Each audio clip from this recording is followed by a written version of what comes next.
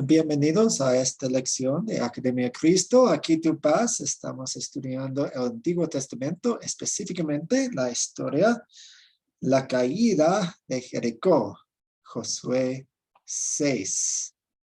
Y empezamos con una oración. Todopoderoso Dios, tu poder es maravilloso. No hay nada que no puedas hacer. Te doy gracias porque usas tu poder en mi vida y en la vida de mi familia. Perdóname cuando no confío en ti. Ayúdame para que siempre te dé gracias y te alabe, el único y verdadero Dios. Amén.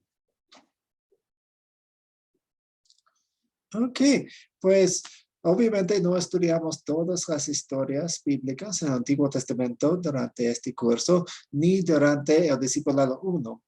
Entonces, saltamos algunas historias mientras estudiamos un hilo de historias en el Antiguo Testamento. Entonces, estamos examinando la formación de la nación elegida de Dios, el pueblo de Dios, los judíos en el Antiguo Testamento, y cómo Dios los mantenía salvos y especiales para que saliera de ellos el Salvador del mundo entero. Entonces tenemos algunas preguntas como esta pregunta enfrente de nosotros. ¿Quién era Josué? Para ayudarnos a entender el puente, el tiempo entre las historias. Entonces, ¿quién es Josué? ¿Quién era? ¿Qué hizo? ¿Qué sabemos de él? Juan Fernando. Sí, según lo que investigué, dice que Josué era de la tribu de Efraín. En Números 13:16 dice que a Oseas, hijo de Nun, le puso Moisés por nombre Josué. Entonces antes Josué se llamaba Oseas y que fue ayudante de Moisés durante 40 años. Fue un hombre escogido por Dios para suceder a Moisés como líder de los israelitas. Para la conquista de la tierra prometida, fue uno de los 12 espías que entraron a la tierra prometida para observar, y él y Caleb fueron los únicos dos que confiaban en Dios y hablaron muy bien de la tierra prometida. Muchas gracias. Eduardo, ¿quiere agregar algunos puntos o recalcar algunos puntos?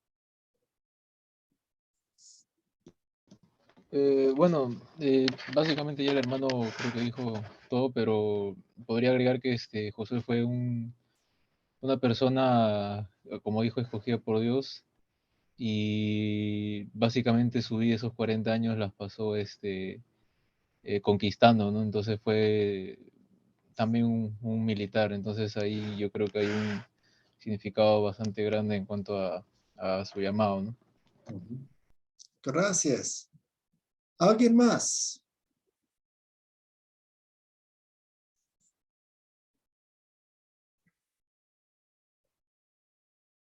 Sí, él fue el comandante del ejército. Entonces, él guiaba el ejército en las batallas que tenían. Como mencionamos, él fue un joven ayudante de Moisés y le sirvió fielmente durante 40 años.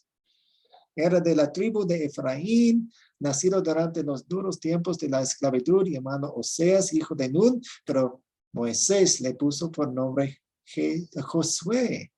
Y el nombre Josué quiere decir el Señor es el que salva en hebreo. En el Nuevo Testamento usa el mismo nombre en su forma griega para el Salvador, Jesús. Entonces Josué y Jesús es el mismo nombre en dos idiomas distintos. Una conexión interesante. Entonces, en un sentido, Josué es un tipo de Cristo en el Antiguo Testamento y vemos paralelos entre él y nuestro Salvador Jesús, quien también, y obviamente, es el que salva. Era uno de los 12 espías, Caleb y Josué.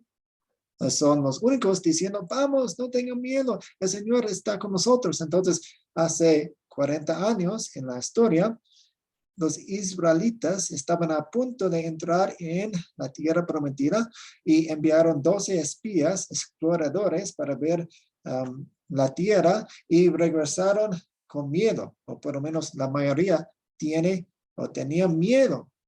Y todo el pueblo no quería entrar, pero Josué y Caleb decían, no, el Señor Dios está con nosotros, podemos hacerlo, no tengan miedo. Desafortunadamente, la gente no les hizo caso. Él fue nombrado por Dios el sucesor de Moisés y ha visto los pecados y las rebeliones del pueblo, ha sido testigo de grandes proezas del Señor, las plagas, el mar rojo, la gloria del Señor. Y eso es un resumen de quién es Josué, quién es un personaje principal en esta historia. ¿Cuáles son sus preguntas?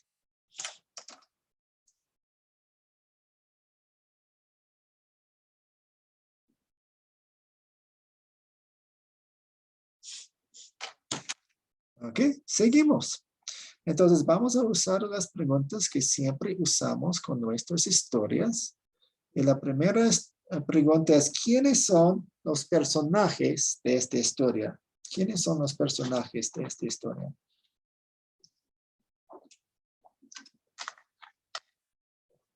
Eduardo. Sí, bueno, el pueblo de Israel, Jehová Dios, el mismo Josué, el rey de Jericó, la milicia del reino de Jericó, ¿no? El ejército, los 7 sacerdotes que estaban destinados a tocar las bocinas, la Rahab, la ramera, y toda su familia que escondieron pues a los espías. Y bueno, y creo que ya dije, digamos, el pueblo de Jericó, ¿no? Ok, sí, muy bien, excelente. Usted tenía todas, incluyendo la prostituta Harab, quien toma un lugar especial en esta historia. ¿Cuáles son los objetos de esta historia?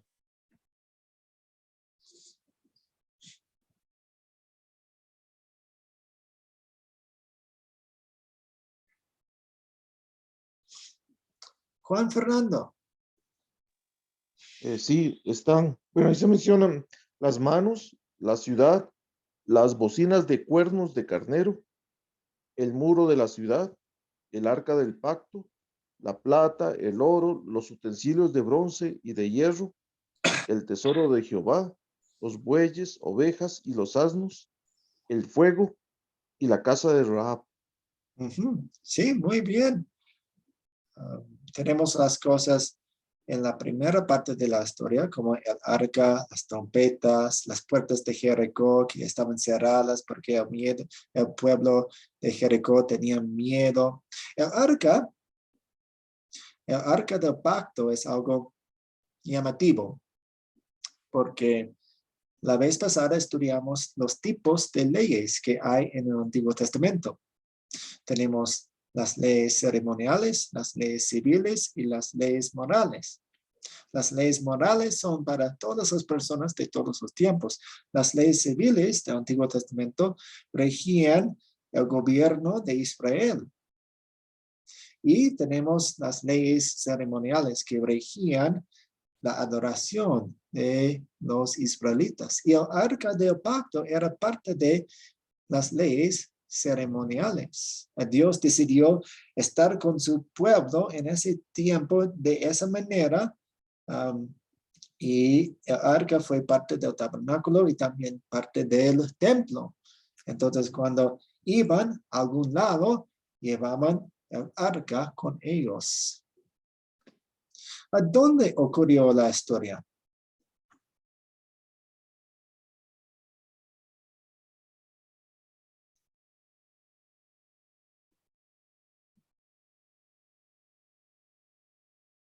¿Dónde ocurrió? Eduardo. Pues en Jericó, ¿no? En Jericó, sí, tengo un mapa aquí para nosotros. Aquí tenemos una parte de Israel, la tierra prometida. Y te voy a anotar aquí. Voy a usar esta. Aquí. Entonces tenemos el mar rojo, el mar salado, el mar muerto, El Mar Rojo está en esta dirección. Tenemos Jerusalén aquí. Y aquí los israelitas subieron por este lado del río Jordán y entraron cruzando el río. De hecho, fue un milagro. Ellos cruzaron en la tierra seca como cruzaron el Mar Rojo aquí y encontraron la primera ciudad aquí. De hecho, es una ciudad muy histórica. Es una de las ciudades más antiguas en el mundo.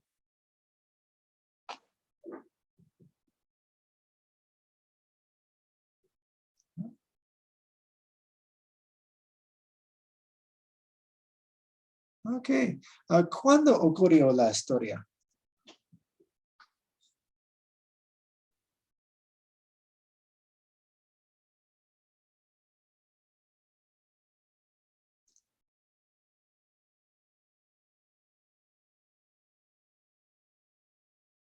Juan Fernando.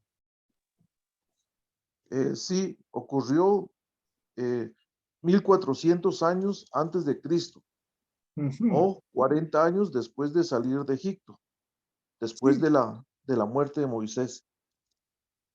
Sí, muy bien. Entonces tenemos aquí una cronología posible.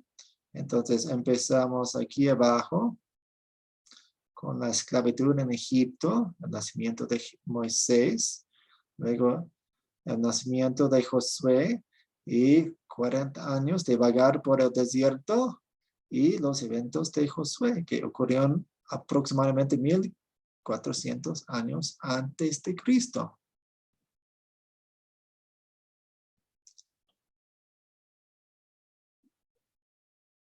¿Cuál es el problema? ¿Cuáles son los problemas en esta historia?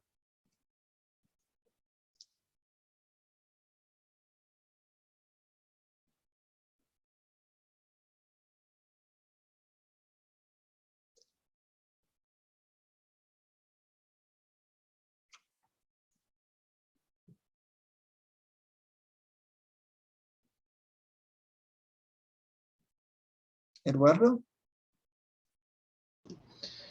Bueno, que el problema principal de la lectura es que Israel necesitaba tomar el reino de Jericó, ¿no? La ciudad, ya que era la primera ciudad que había en Canaán, en la tierra de Canaán.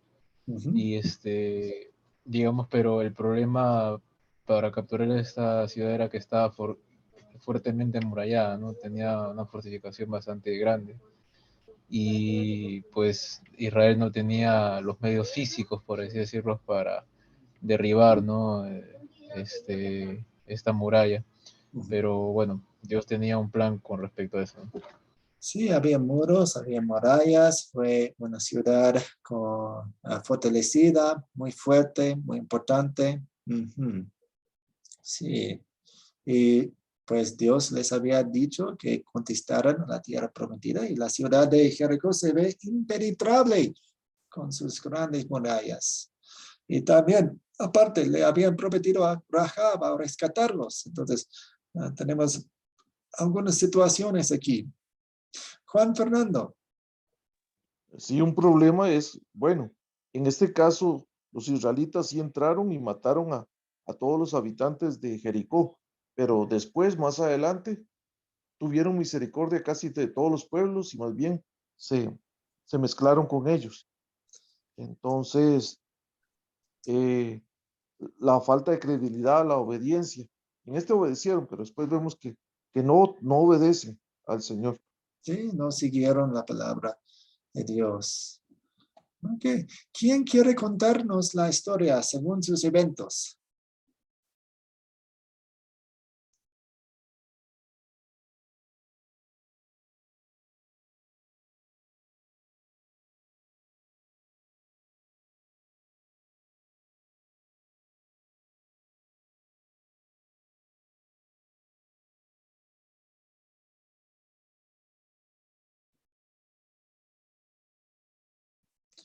Juan Fernando. Sí, bueno, no quiero Bueno, dice la palabra del Señor que cuáles fueron los eventos que ocurrieron en esta historia. El pueblo de Israel llegó a Jericó. Josué recibió la indicación de que marchara alrededor de la ciudad durante 7 días y lo harían primero el pueblo, los hombres de guerra, el arca del pacto y los sacerdotes, quienes tocarían las trompetas, pero en el 7º día todos gritarían y al hacer esto caerían los muros o cayeron los muros y todo iba a ser destruido menos el oro, la plata, el hierro, el bronce y como le prometieron a Raab, eh, protegieron a su familia, a su padre, su madre, sus hermanos y todos los que estaban en la casa de ella. Gracias, muy bien. ¿Y se resuelven los problemas que mencionamos?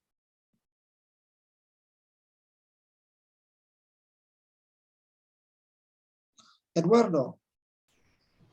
Bueno, el primero, sí, evidentemente sí, ¿no? De eso se trata la lectura. Dios sobre un milagro ahí. Les dio unas instrucciones claras a José y el pueblo bueno, rodear, ¿no? Tocando la bocina por 6 días y el 7º dar 7 vueltas, ¿no?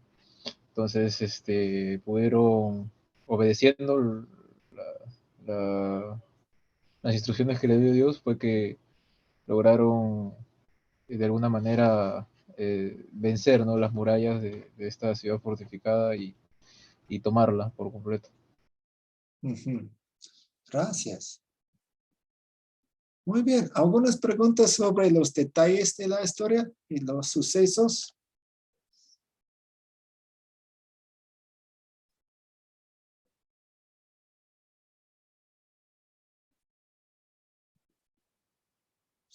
Si no, vamos a seguir a la sección de consolidar, que son las 5 preguntas que usamos para aplicar la historia a nuestra vida. La primera es: ¿de qué se trata la historia?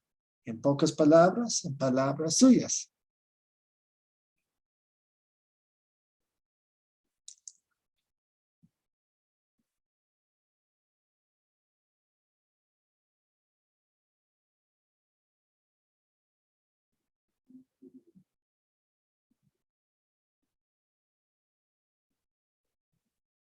Juan Fernando. Sí, ya como no participan los demás hermanos y estudié esto, dice que yo le pondría: Dios entrega en manos de Israel a la ciudad de Jericó y a Raab y salva a la familia de Raab. Entonces, puse en claro que Dios entrega en manos de Israel a la ciudad y que no fue Israel la que conquistó, ni Israel fue la que venció con sus propias fuerzas, sino que fue Dios el que ganó. Muy bien, gracias. Esta parte puede tener muchas respuestas. Gabino.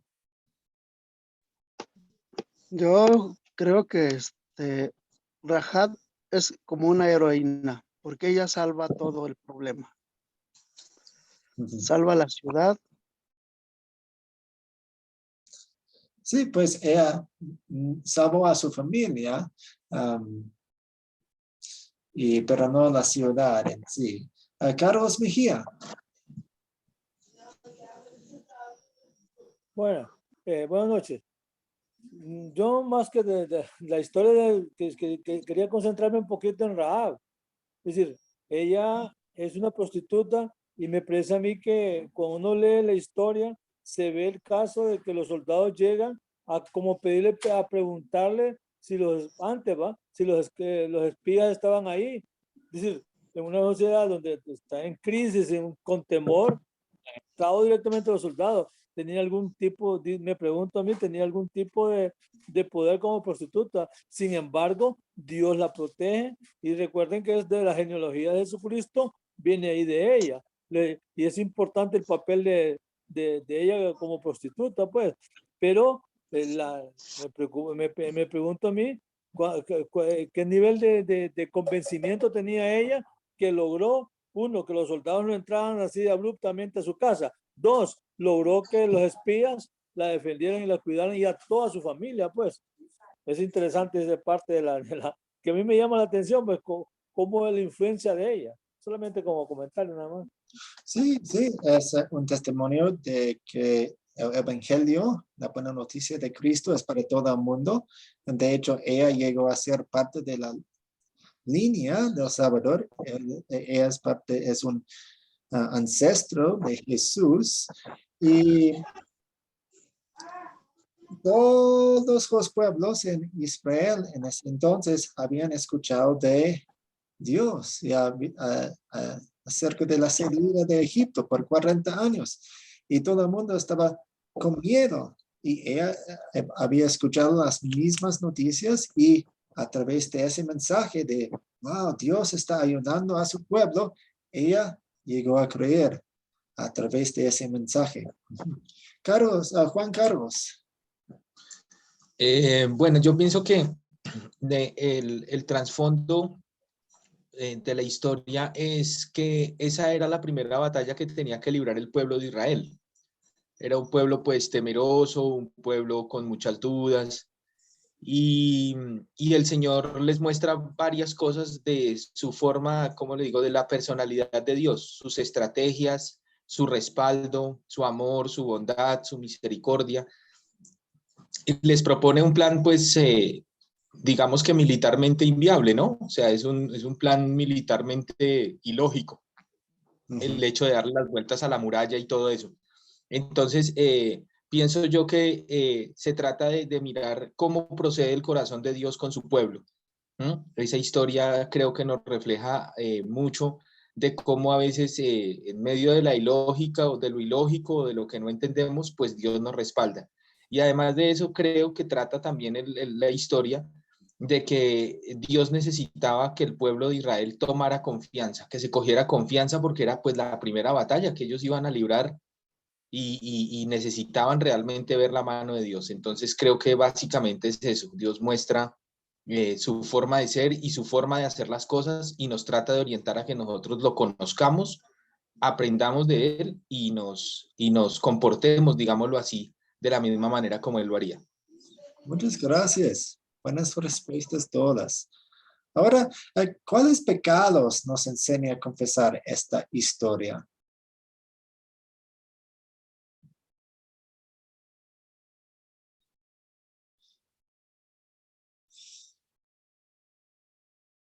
Carlos Mejía. Uno de los pecados que le enseña a uno, por lo menos así lo miro yo, es el hecho de no juzgar de antemano las situaciones sin antes haberle pedido a Dios su intervención. Pues en muchas ocasiones nosotros queremos hacerlo a nuestra manera, a nuestra forma, a nuestro gusto, a nuestro tiempo y además consideramos las posibilidades de Dios, aunque parezca todo extraño y todo, digamos en caso de enfermedades, que depende de Él. Eso es básicamente lo que le enseña a uno Dios ese papel. Esa confianza que tenemos en Dios a pesar de las instrucciones un poco extrañas. Dios salva a través del bautismo. ¿Cómo es posible eso? Es solo un poco de agua. Dios salva, nos da perdón de los pecados a través de la Santa Cena. ¿Cómo puede Dios hacer eso? Es muy extraño. Pues Dios siempre ha hecho cosas un poco extrañas para salvar a sus personas, a su gente, a su pueblo. Sí, muchas gracias. ¿Dónde vemos el amor de Dios en esta historia?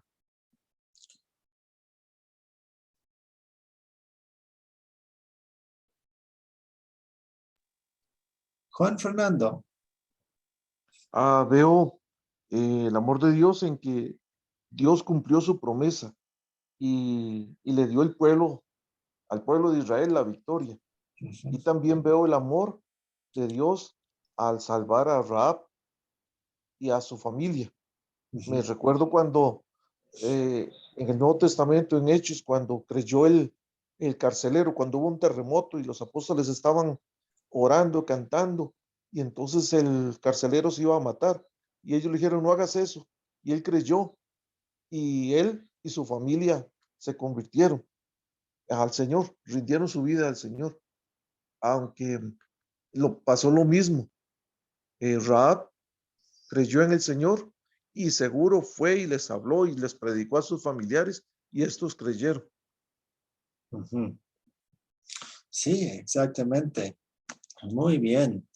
Sí, vemos que Dios está dando a su pueblo la tierra prometida. A Dios está dándoles la victoria. Toda la gloria sea a Dios en estos casos. Y también vemos a Rahab, quien era una prostituta que tenía su casa sobre la muralla de Jericó. Y ella había protegido a los 2 espías y había llegado a ser creyente a través de los mensajes que había escuchado acerca de ese pueblo de Dios, y Dios estaba ayudándolos, y ella es parte del linaje de Cristo. Dios es parte de la familia de Dios como nosotros. ¿Cuándo sería una buena situación para compartir este mensaje? Carlos Mejía. Pues yo creo que en los momentos cuando uno se encuentra con dificultades, cuando la persona está con problemas y dificultades, que ve que las cosas no le salen como él piensa, entonces intervenir uno compartiendo la historia que Dios de cosas raras, digamos así, por ejemplo, con gritar se caen los muros.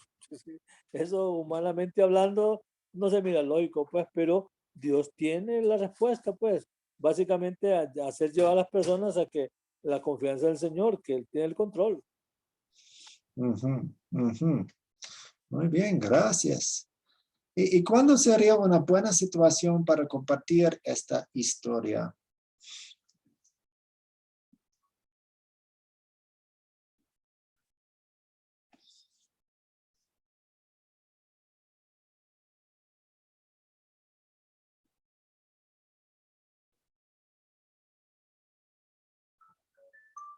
¿Cuándo quieren contar esta historia?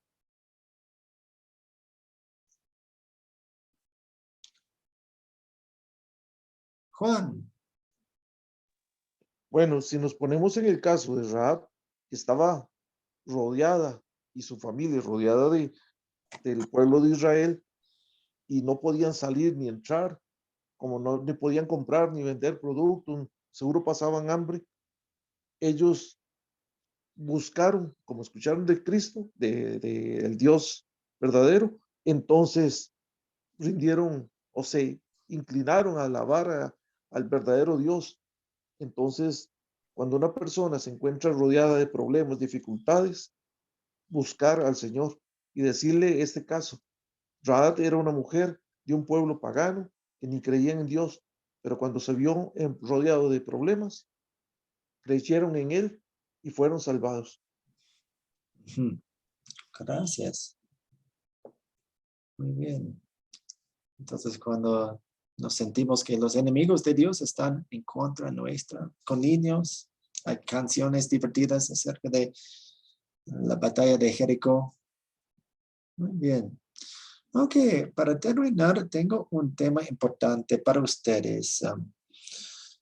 ¿Por qué tanta violencia? Pues a veces Dios manda a ejecutar a todos en esta historia y en otras historias de la Biblia. Mujeres, niños, animales. ¿Por qué tanta violencia? ¿Es genocida?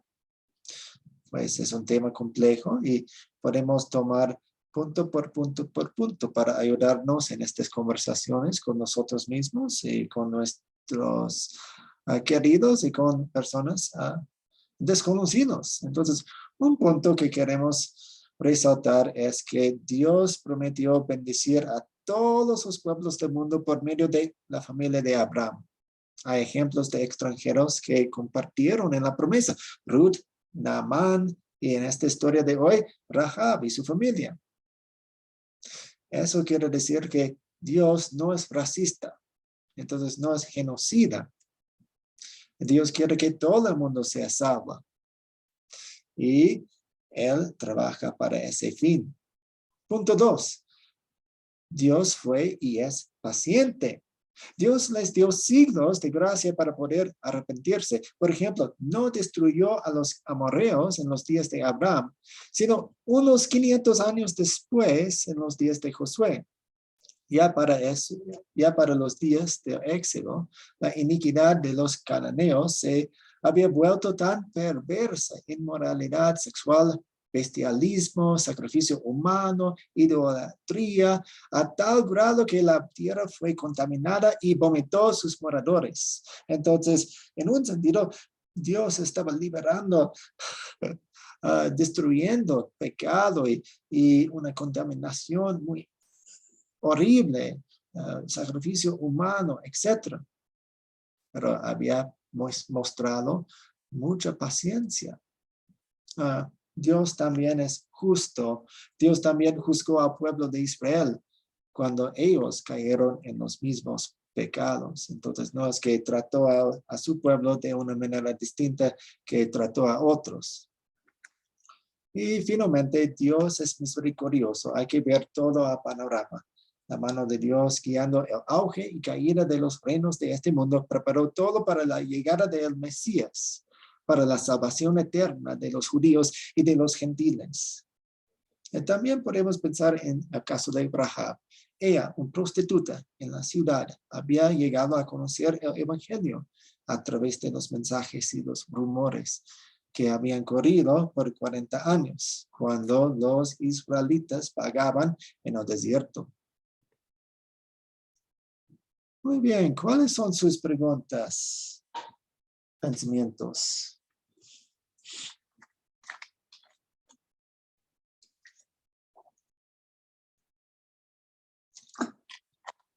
Eduardo. Bueno, más que una pregunta, yo quería aportar algo, no sé si me puedo comentar al respecto, que en esos tiempos las sociedades se regían por mucha violencia, todas, no solamente en los pueblos que narra la Biblia, sino que Dios permitía, digamos, que el hombre, producto del pecado, pues de las decisiones que toma, es que se manejaba con mucha violencia en esos tiempos, ¿no?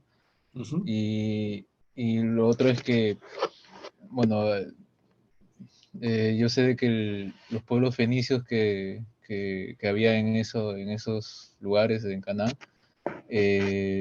tenían cultos a dioses paganos, ¿no? Que eran, a los cuales se les hacía muchos sacrificios, ¿no? Que se le entregaban a los niños, había mucha violencia, mucho, como usted dijo, sacrificio humano.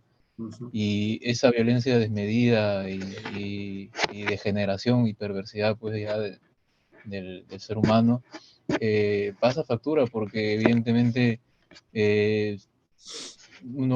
como la misma Biblia dice, ¿no? Lo que se siembra se cosecha. Entonces Dios permitió pues que les caiga pues el mismo rigor con el que ellos manejaban su sociedad, ¿no? Nosotros no podemos jugar eso porque Dios es soberano. Él permite y deja que sucedan cosas conforme a Él le parecen, ¿no? A nosotros nos puede parecer injusto de repente ver que niños sufren por eso, pero no somos Dios para refutar lo que Él decida en ese caso, ¿no? Pero bueno, es lo que yo puedo entender al respecto de muchas historias similares que hay en la Biblia, ¿no? Que se manejan con violencia, producto de sociedades que en esa época había mucha violencia. Hoy en día es igual, ¿no? Tantas desigualdades, tantas guerras que uno se pregunta, pero ¿por qué sucede, no? ¿Por qué muere tanta gente inocente, entre comillas? Pero es el manejar del pecado que hay, pues, ¿no? El pecado se reproduce y se degenera y avanza, pero Dios lo permite porque así es como la humanidad pues está sumergida, ¿no? en ese pecado. Sí, muy bien. Gracias por el comentario. Y una cosa más antes de terminar. Podemos repasar el método de las 4C que usamos para estudiar la Biblia. De hecho, es un método que yo uso en mi vida personal y siempre usamos con nuestras historias bíblicas en Academia Cristo.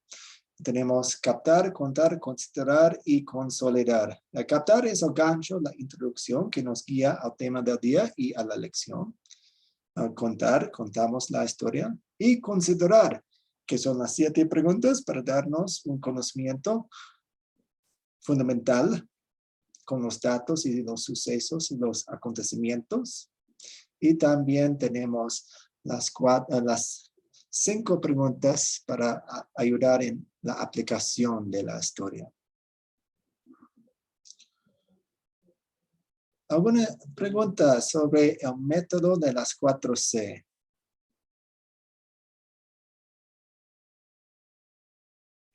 Si no, voy a colocar la tarea mañana en el grupo de WhatsApp, también la grabación, y terminaremos con una oración. Oremos. A Dios Padre Celestial, te damos gracias por tu misericordia. Gracias por llevarnos a la fe y gracias por enviar a Cristo para ser nuestro Salvador. Ayúdanos a tener una fe muy fuerte para seguirte cuando no entendemos exactamente lo que está pasando, cuando parece muy ilógico lo que está enfrente de nosotros. En el nombre de Jesús oramos. Amén. Pues muchas gracias.